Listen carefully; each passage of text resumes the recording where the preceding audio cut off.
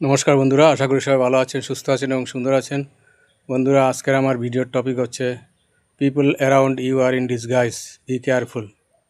অর্থাৎ আপনার আশেপাশের মানুষরা একটা ছদ্মবেশ ধরে আছে, একটু সতর্ক হয়ে থাকবেন। মানুষ মুখে যা বলে, মনের ভিতর অন্য জিনিস থাকে।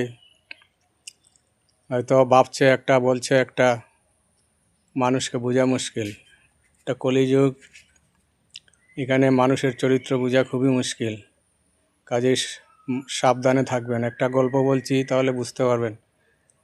একটা গাছের ডালে একটা কবুতর আর কবুতরনী বসেছিল। তো কবুতরনীটা দেখলো যে দূর থেকে একটা লোক আসছে, ভালো কাপড় চোপড় পরেই আসছে।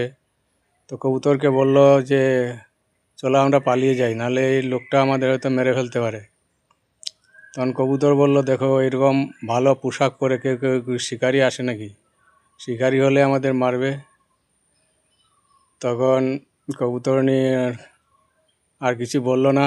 তারপরে লোকটা যখন কাছাকাছি আসলো, তখন তার হঠাৎ করে দেখলো ওর ভালো পোশাকের নিচের থেকে তীর ধনুক বের করে তীর ছুড়ল এবং কবুতরের গায়ে লাগলো। সেই তীরটা কবুতরনী কোনো রকমে বেঁচে পালিয়ে এলো।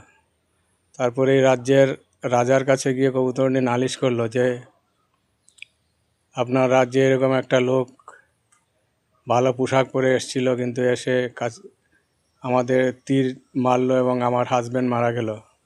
আপনি আর একটা বিচার করুন। তখন রাজ্যের রাজা সেই লোকটাকে নিয়ে এলো রাজপ্রাসাদে। তখন বলল, তুমি এরকম করেছো নাকি? তখন শিকারি লোকটা বলল, হ্যাঁ আমি করেছি, কিন্তু এটা তো আমার পেশা। তো তুমি এরকম ছদ্মবেশ ধরে কেন থাকো?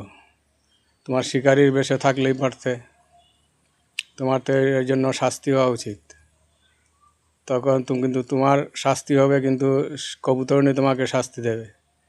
তখন রাজা বললো, কবুতরনী তুমি কি শাস্তি দিতে যাও ওকে? তখন কবুতরনী বলল যে রাজামশাই, আমার হাজব্যান্ড তো মারা গেছে, আমি তো আর ওকে ফিরে পাবো না। কাজে ওকে আমি শাস্তি দিয়ে কি করব? শুধু ওকে বুঝিয়ে বলুন যে ও যেন এরকম ছদ্মবেশে না থাকে।